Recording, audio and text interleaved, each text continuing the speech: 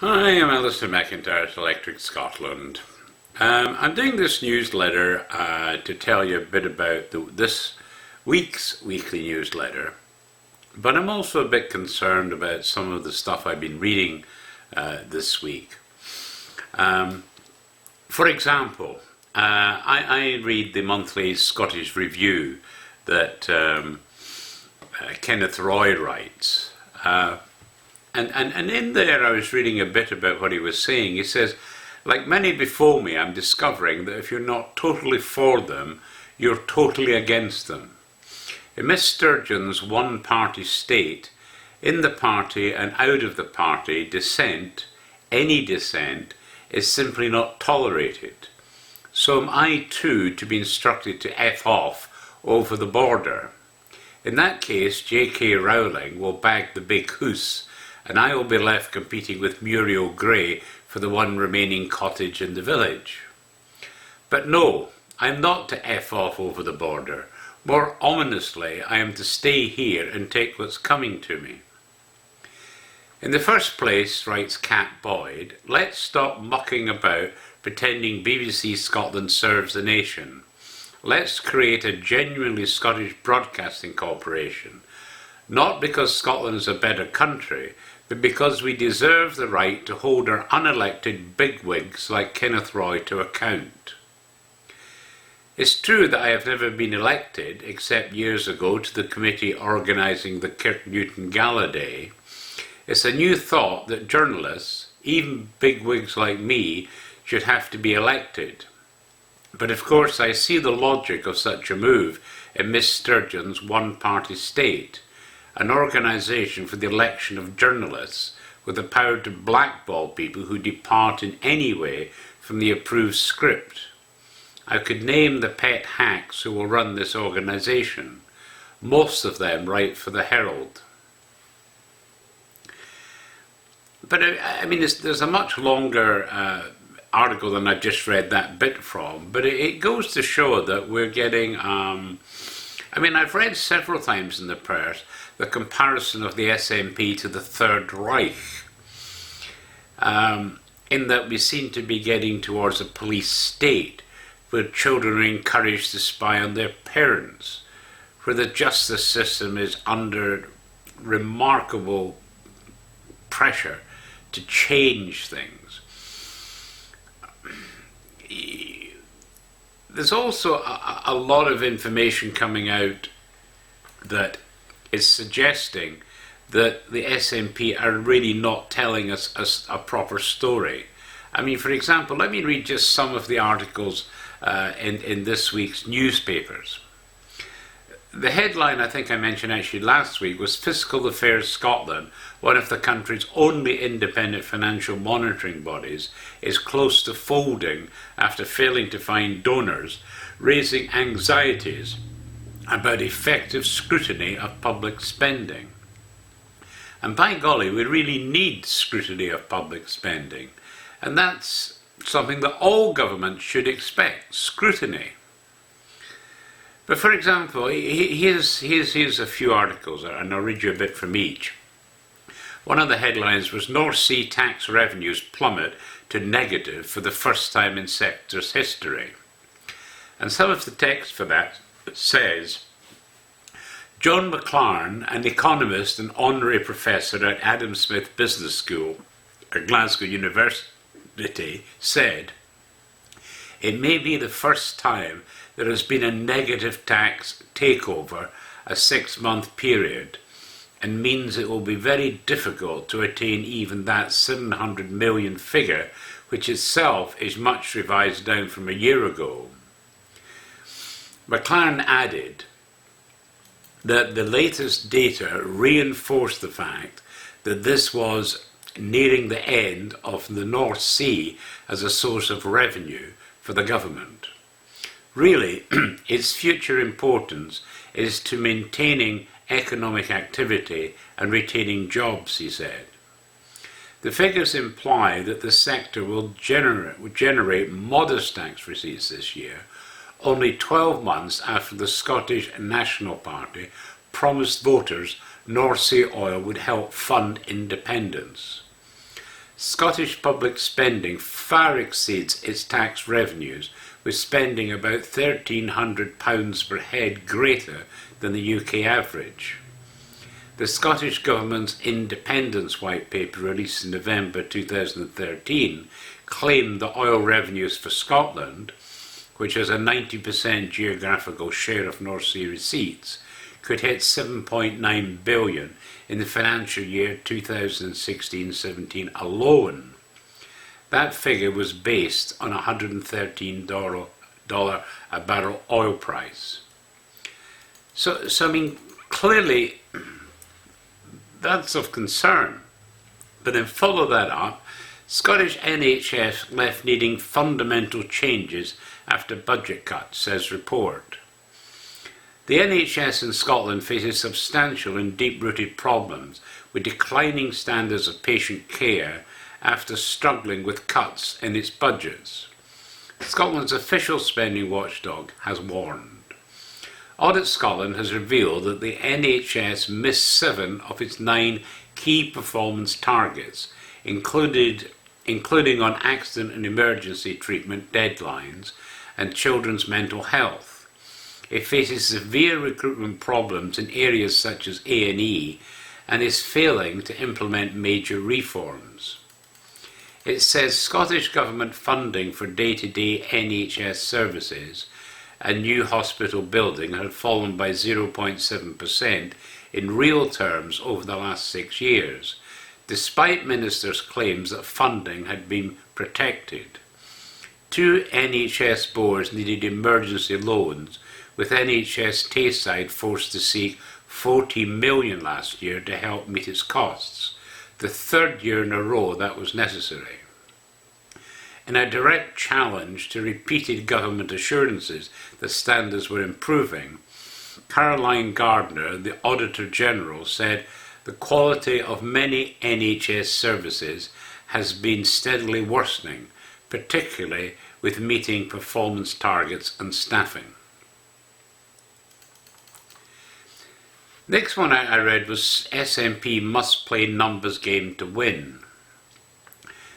The Institute for Fiscal Studies, IFS, the independent research group set up to inform public debate on economics, also got it in the neck when the director spoke at a fringe meeting on taxation at the SNP conference.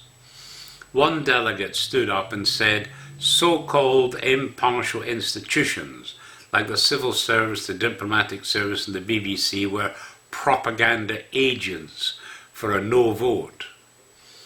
I got the same impression with the IFS. It was almost like a political party. The tone of it was all against independence, the delegate claimed. IFS Director Paul Johnson, who said he resented the accusation and entirely rejected it. We are genuinely a wholly independent foundation and we provide our advice and analysis objectively. Johnson said, we said, and I said, Scotland is a rich nation perfectly capable of being independent economically on its own. It is a rich nation. But spending in Scotland is about 20% per head higher than the rest of the UK, and tax revenues are about the same per head. The consequence, therefore, must be that independence must require either higher taxes or lower spending. That's not economics, that's arithmetic. In a nutshell, Johnson summed up a challenge that the SNP would be far better addressing than moaning about the BBC or the IFS. And then you also get continued reports about Police Scotland being criticised for not publicising crime reports to the media. It says it's no secret that many of the crimes that make the headlines in Dumfries and Galloway rarely trouble even the inside pages of the national news media. It's important that Police Scotland maintains a year-round relationship with local newspapers, radio stations and websites. Report of road accidents, break-ins and thefts are the backbone of the national regional press. As well as helping officers solve crime, they promote a relationship of trust between the police and public. In the face of centralisation, claims following the closure of the police control room in De Vries, many believe that relationship should be their top priority. I mean, these are just some of the stories, as I say, just this week. And to me, it's clear that the SNP are hiding a lot of information from the public. And when you look at their energy report handed in on the last day of Parliament, so no questions could be asked, that speaks volumes on how the SNP lie by omission and seek to hide much that is wrong with the Scottish economy. Like, yes, the EU is Scotland's largest export market, but they fail to tell you that 70% of those exports go to England alone. Then, due to the SNP's incompetence, we are not getting major grants from the EU, as we are not providing proper reports on our applications. And hence, the EU are refusing to pay them until this is corrected. That was another news story that came through this week. I think it was something like 480 million that Scotland's due from the EU if the reports were correct. But the EU don't trust them, they don't believe the figures are accurate, and they're asking for better information before they pay any money to us. That's showing that the SNP are not communicating honestly with the public. And they say all of those are facts. You know, they're not made up. You can actually look at the original memos and all kinds of things, and these are facts. But for some reason, the Scottish people just don't see it, which is very concerning to me. And that's really why I've been highlighting some of these stories in this week's newsletter. So if I follow that up, I mean, essentially, I'm basically just saying that, come on, guys, we've got to do better. And we've got to back people like Kenneth Roy to hold the SNP to account. And that's what should always happen with any government of the day, is that the media should hold the government to account and investigate that what they're saying, is it true or is it not? And there's a lot of questions being asked about the honesty of the SNP. Now, going on to the actual newsletter this week, I highlighted a wee email I got in on behalf of Donna Flood. A lot of you may remember Donna's been a regular contributor for many years to Electric Scotland. She's got a whole body of work on the site. If you go to a menu, you'll see a menu option saying Donna's page, and that's where a lot of her writing is. But she sent in a nice wee letter along with a recipe for Irish soda bread, so I popped that into the newsletter. I'm also highlighting that Dr. Katie McCulloch, who's the new director of the Centre for Scottish Studies at Simon Fraser University, is giving a talk about rescuing from oblivion the Highland Society of London and the preservation and promotion of Highland culture in the British Empire. The date for that's Wednesday, October the 28th, 7 to 9 p.m. And if you can make it, because it's in Vancouver, then there's some free nibbles to be had there. Going on to other stories, I will say that I put up a link to another story about Clan Campbell and Britishness, which you might be interested in, and also Heriot Watt researchers print 3D human cells. They said it could pave the way for individually tailored drug testing regimes. So that's a pretty amazing story, that one. Then, of course, Canada this week, we've had our elections, and Justin Trudeau has been voted in as the new Prime Minister-elect with an overall majority. It was widely forecast that there needed to be a change after about 10 years of Conservative rule, and we've definitely had that. And frankly, I think most in Canada are looking forward to seeing how well he does. One of the things he promised was giving free marijuana. Marijuana was to be decriminalised. I think was the story there. I've also posted up a rather nice BBC video clip about the polar bears are coming to town, which you might find interesting. I've also profiled Barbara Bowles-Davis. She's actually a Knights Templar in the St. James Priory of Canada, and frankly, she's quoted as the hardest working Templar in the Grand Priory of Canada, and so I've done a wee profile on her, which you can read there. I also found that video about the 9/11 Operation Yellow Ribbon. This is when all aircraft, the air corridors in America were closed and all aircraft had to land, but that left an enormous amount of aircraft that had been flying in to America from outside, and as it happened, an awful lot of them had to land in Gander in Newfoundland, and so this is a kind of a half-hour video about that. And I've also put up a book about winter and summer excursions in Canada, which I personally really enjoyed, so I've got a link to that book there, and I hope you might find that of interest. Under the Electric Scotland, last week I gave you 2 stories about the McIntyres. Well, this week I got 2 more in. It's McIntyres in the 45 and also McIntyre Battle Honours. So if you're a McIntyre, you probably enjoy that. But I would say that anyone interested in clans in general should enjoy these articles as well, because usually within that the other clans get mentioned as well. Then we've got Best Newfangled Family Tree.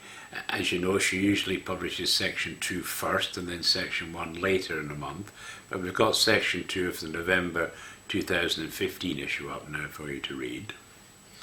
I also found a book about Inverness-cia, it's called. Its contributions towards the history of the town and parish of Inverness from 1160 to 1599 by Charles Fraser Mackintosh, which was printed in 1875.